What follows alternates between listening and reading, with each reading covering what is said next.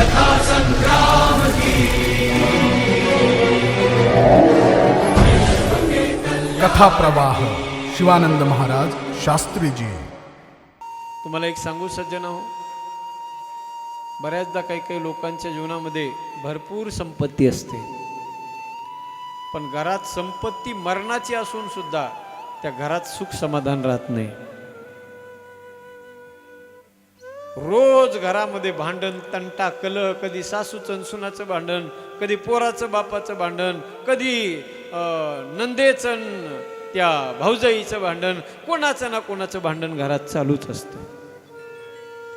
संपत्ती जर पाहिली तर महिनाभर जळणार नाही एवढी संपत्ती असते, पण घरात रोज भांडण तंटा कलह, खाल्लेलं अन्न कोणाच्याच घरातल्या कोणाच माणसाला गोड लागत नाही। कायम घरामध्ये भांडण असतात। कशामुळे हे चालते माहितीये का? कधी कधी आपल्या घरामध्ये सज्जन हो, आपल्या घरी येणारे जे धन असतं, आपल्या घरात येणारी जी संपत्ती असते, ते धन ती संपत्ती कोण्या मार्गाने येते आपल्याला कळत नाही ती यशवंतराव। त्याच्यासाठी आलेलं धन, आलेली संपत्ती, आलेलं ते ऐश्वर्य पवित्र झालं पाहिजे, ते धन लक्ष्मी झाली पाहिजे, धनाची लक्ष्मी झाली पाहिजे। कान उघडे ठेवून ऐका एक वाक्य माझं। बऱ्याच श्रीमंत माणसाच्या घरी, बऱ्याच श्रीमंत माणसाच्या घरी लुळे पांगळे लेकर जन्माला येते। सगळ्यांच्याच येतात असं नाही म्हणायचं मला, पण बऱ्याच तुम्ही सगळ्यांनी बघितलं सुद्धा असेल, जे लय श्रीमंत माणसं आहेत, गडगंज श्रीमंत माणसं असतात, पण त्यांचे लेकर लुळे पांगळे जन्माला येते। का होतं हे असं? कारण त्या लोकांनी लोकाच्या मुंड्या मोडून आपल्या घरात धन आणून मांडलेलं असतं, संपत्ती कमवलेली असते। ती संपत्ती त्यांना सुख देत नाही। आपल्या घरामध्ये आलेली संपत्ती पवित्र झाली पाहिजे। आपण एखाद्या ज्या वेळेला आपण घर बांधतो, घर बांधल्यानंतर विठ्ठल महाराज कुणी छोटं बांधल, कुणी मोठं बांधल, आपल्या आपल्या ऐपतीप्रमाणे घर बांधतं माणूस। पण घर बांधून पूर्ण झाल्यानंतर प्रत्येक माणूस त्या घराची काय करतो? वास्तू शांती करतो। जरा बारकाई नाही का? वास्तू शांती माणूस का करतो? का करावी लागते ती वास्तू शांती? त्याचं कारण, त्या घराला बांधण्यासाठी सिमेंट एका जागेवरून आलेलं असतं, वाळू एका जागेवरून आलेली असते, ती वाळू नदीची आणलेली असते, त्या नदीमध्ये लोकांनी राख टाकलेली असते, मेलेल्या माणसाची हाडं टाकलेली असतात, त्या वाळूमध्ये राख हाडं सुद्धा आलेले असतात, विटा एका जागेवरून आलेल्या असतात, त्या विटाला वापरलेली माती मसनवाटेतली सुद्धा असते। त्या घराला लागलेल्या जेवढ्या जेवढ्या वस्तू आहेत तेवढ्या वस्तू अनेक ठिकाणाहून आलेल्या असतात।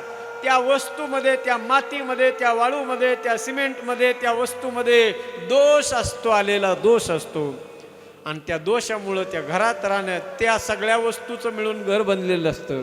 मग त्या घरात राहणाऱ्या माणसाला त्या ज्या वस्तूमध्ये दोष असतो, तो दोष माणसाला, त्या घरातल्या माणसाला सुखानं राहू देत नाही।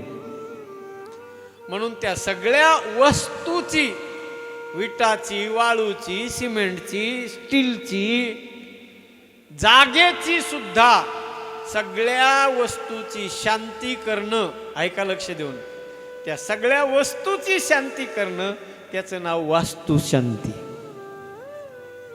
कळतंय का तुम्हाला? आधी वस्तूची शांती म्हणजेच वास्तू शांती। या वस्तूची मिळून बनते म्हणून त्याला वास्तू म्हणतात। आणि ती वास्तूची शांती आपण करतो का? आपल्याला राहिल्यानंतर, त्या घरात राहत असताना इथून पुढं आपल्याला त्रास झाला नाही पाहिजे, आपल्याला वाईट स्वप्न पडले नाही पाहिजे। त्या घरात राहिल्यावर त्या घरामध्ये आपल्याला सुख मिळालं पाहिजे, आनंद मिळाला पाहिजे, चैतन्य मिळालं पाहिजे, म्हणून शांती करतो ना। ऐका मायबाप, तसं आपल्या घरात आलेल्या धनाची शांती करतो का आपण? नाही करीत। घरात आलेल्या पैशाची, घरात आलेल्या संपत्तीची, घरात आलेल्या धनाची शांती जर करायची असेल ना, तर ती शांती फक्त एकाच जागेवर होते. गावामध्ये ज्या ठिकाणी पवित्र भगवंताचं कीर्तन भजन कथा होत असेल, सत्संग होत असेल, त्या आपल्या धनातला 10वा भाग काढायचा आणि चांगल्या पवित्र कामाला, मंदिर एखादं बांधल्या जात असेल तर त्या मंदिराला, गावातल्या नाम सप्ताहाला, गावात कथा असेल, सत्संग असेल, अशा पवित्र ठिकाणी जर ते धन त्याच्यातला 10वा भाग काढून जर आपण दिला ना, तर राहिलेले 90% जे धन आहे ते लक्ष्मी बनतं. ते तुम्हाला त्रास देत नाही, तुमच्या घरात लुळे पांगळे लेकरं जन्माला येऊ देत नाही. पण माणसं याचा बारकाईनं विचार करीत नाहीत. ते जर तुम्ही म्हणलात 100% आम्हीच कमवलेलं आहे, मग आम्हीच खर्च करणार, तर ते तुम्हाला सुखानं नांदू देत नाही. म्हणून सज्जन हो, पवित्र कर्म करत राहावं माणसानं जीवनामध्ये, चांगलं कर्म करत राहावं. आणि देवाच्या कृपेनं जर आपल्याला हे मिळालं असेल तर ते देवासाठी आपण लावण्याचा प्रयत्न केला पाहिजे. भगवान परमात्मा, मग आपण परमार्थिक जरी असलो आणि कुणी जरी असलो ना, तर चुकत कुणालाच नाही. परमार्थ करणाऱ्या माणसाच्या जीवनामध्ये बी दुःख येतच ना, येत नाही असं नाही. दुःख येण्याचं कारणच आपलं कर्म आहे बघा. म्हणून हे सगळं हे जे पवित्र कार्य आहे, आणि एक लक्षात घ्या, देवासाठी जर आपण एका हातानं दिलं ना, तर तो भगवान परमात्मा 10 हाताने आपल्याला देतो. हा अनुभव प्रत्येकाचा असतो. यशवंतरावला मी विचारलं, यशवंतराव हा सगळा खर्च कोण करतं? त्यावेळेला ते म्हणले की कथेचा जेवढा खर्च येईल तेवढा खर्च मी पूर्ण 100% करू शकतो. माझी इच्छा पण नसते गावातल्या कुणी मला वर्गणी द्यावी म्हणून, पण सगळ्यांना वाटावं की हा कार्यक्रम आमचा आहे. आणि या चालू असलेल्या यज्ञामध्ये प्रत्येकाला आहुतीच टाकता आली पाहिजे. म्हणून मला वाटतं त्यांनी आता अन्नदान स्वीकारलं यावर्षी.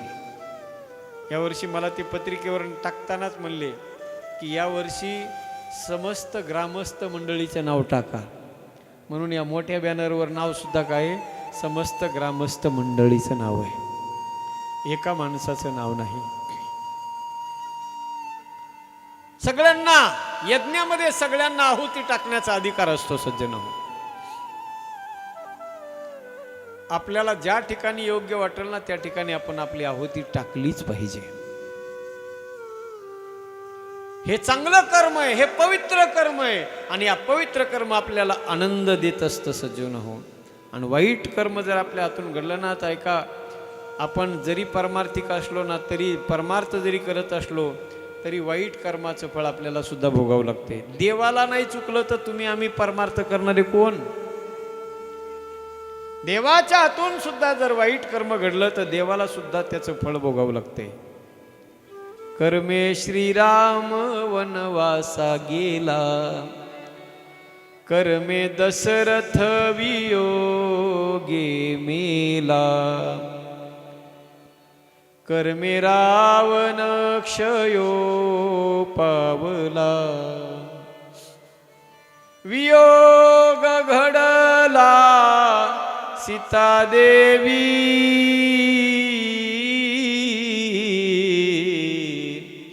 परियेसी गव्हारा सादर. भगवान परमात्मा कधी कोणाचं वाईट करीत नाही, कोणाचं तो चांगलं बी करीत नाही. लक्ष द्या, आपल्या कर्मानुसार आपल्याला त्याचं फळ मिळत असतं.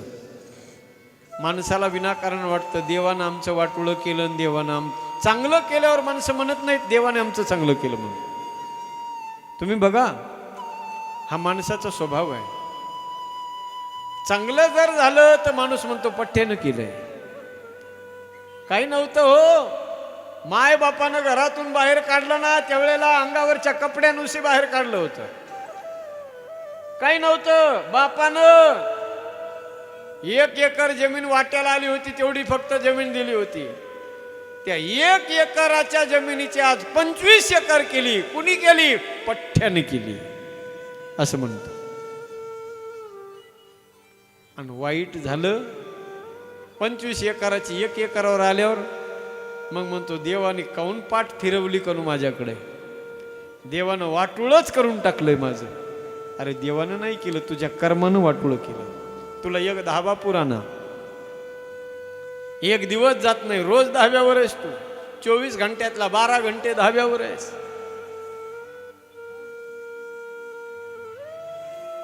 कसं वाईट कर्म केल्यावर सज्जन हो. म्हणून बघा, भगवान परमात्म्याने हे स्वातंत्र्य तुम्हाला मला दिलेलं आहे. परमात्मा कधी कोणाचं वाईट करीत नाही, कोणाचं तो चांगलं सुद्धा करीत नाही. माणसाला वाटतं देवानं असं का केलं. म्हणून ऐका, जीवनामध्ये असा एखादा हादसा होतो माणसाच्या जीवनात, परमार्थ करणारे माणसं सुद्धा त्याच्यातून चुकत नाहीत. परमार्थ करणारे जरी माणसं असले ना सज्जन होतं, त्यांच्या जीवनात सुद्धा त्यांनी जर वाईट काम केलेलं असलं ना, कधी काळी जरी घडलेलं असेल, अशी घटना घडली असेल, तर त्याचं फळ त्याला सुद्धा चुकत नाही, त्याला बी ते भोगावंच लागते. देवधर्म करणारा माणूस जरी असला तरी बी. म्हणून ऐका, लक्ष द्या, या जन्मात आपण जर चांगलं कर्म केलं ना, तर आपल्याला या जन्माच्या शेवटी त्याचं फळ मिळेल. आजच झाड लावलं की आजच आपल्याला त्याचे फळं खायला भेटत नसतात. आज जर झाड लावलं तर कालांतराने त्याचे फळं आपल्याला खायला भेटतील. आपल्याला भेटतील का नाही याची गॅरंटी नाही, पण आपल्या पोरांना मात्र नक्की भेटतात. म्हणून आपण चांगलं झाड लावा. काटाळ बाबळीचं झाडं लावू नका, आंब्याचे झाडं लावा. बाबळीचे झाडं लावले तर काटेच येतील, आणि आंब्याचं झाड लावलं तर आंबेच मिळतील, रस मिळेल खायला तुम्हाला. बोया पेड़ बबूल का तो आम कहां से होय. चांगलं कर्म माणसानं जीवनात करावं. परमार्थ आपण करतोय ना, तुकोबाराय म्हणतात, परमार्थ नक्की करा, भजन करा. गावात जर चांगलं कार्य चालू असेल ना, तर मोकळ्या मनाने अन्नदान करा. देवानं आपल्याला भरपूर दिलं असेल तर आपल्या ऐपतीनुसार, आपल्या क्षमतेनुसार नक्की तिथे देण्याचा प्रयत्न करा.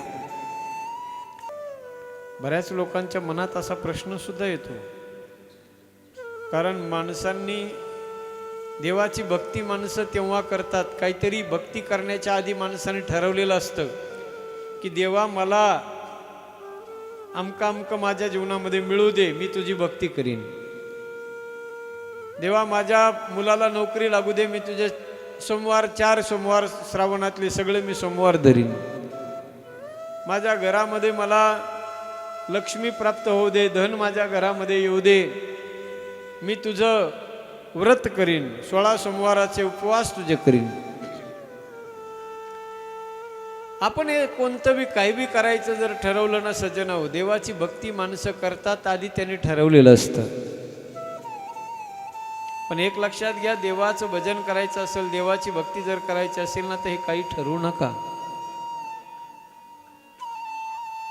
काहीच न मागता देवाचं भजन करा, काहीही न मागता देवाची भक्ती तुम्ही करा. तुम्ही जे मागितलं ना, किंवा तुमच्या मनात जे असेल ना, त्याच्यापेक्षा दुप्पट तुम्हाला मिळेल. मागितल्यानं किती मिळेल, तुम्ही जेवढं मागितलं तेवढंच मिळेल. पण न मागता जर तुम्ही भजन केलं, न मागता जर देवाची भक्ती केली, तर तुम्ही जे मागितलं नाही ते सुद्धा तुम्हाला मिळेल. म्हणून कबीरदासजी म्हणतात ना, ना मांगे सो दूध बराबर, मांग लिया सो पानी. ना मांगे सो दूध बराबर, मांग लिया सो पानी, और छीन लिया सो खून बराबर, कबीर बोले बानी.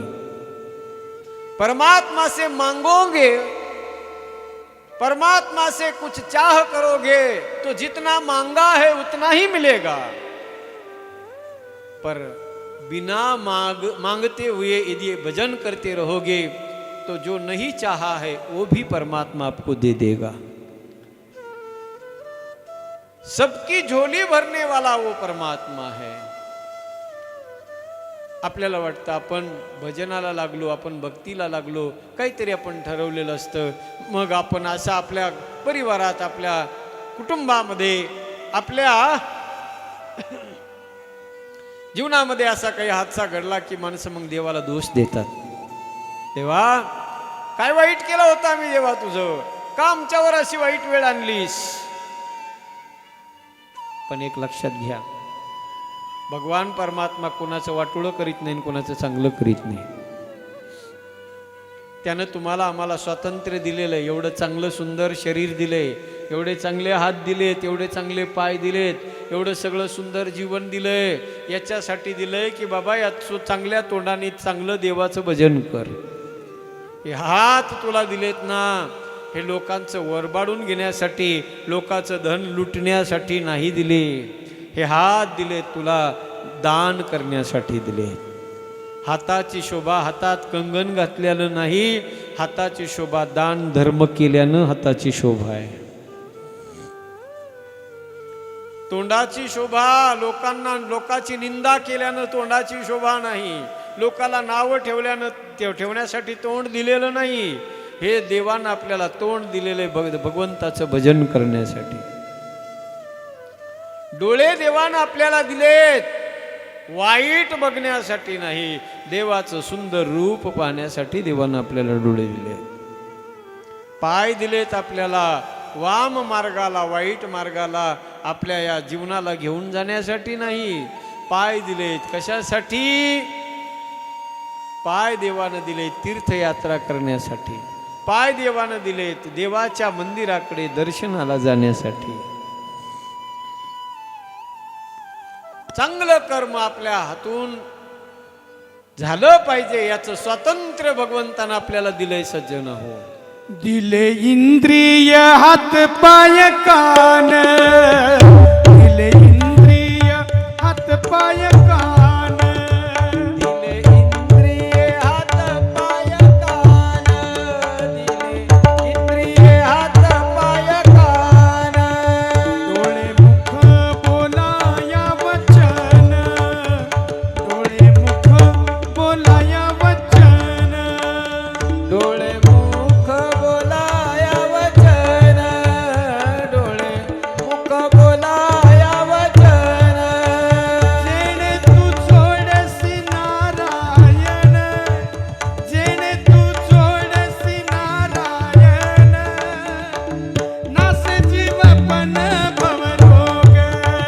दिले इंद्रिय हात पाय कान, दिले इंद्रिय हात पाय कान, दिले इंद्रिय हात पाय कान. कशासाठी हे सुंदर शरीर देवानं दिलं ऐका. जेने तू जोडसी नारायण, नासे जीवपन भवरोग. दिले इंद्रिये हात पाय कान, डोळे मुख बोलाया वचन.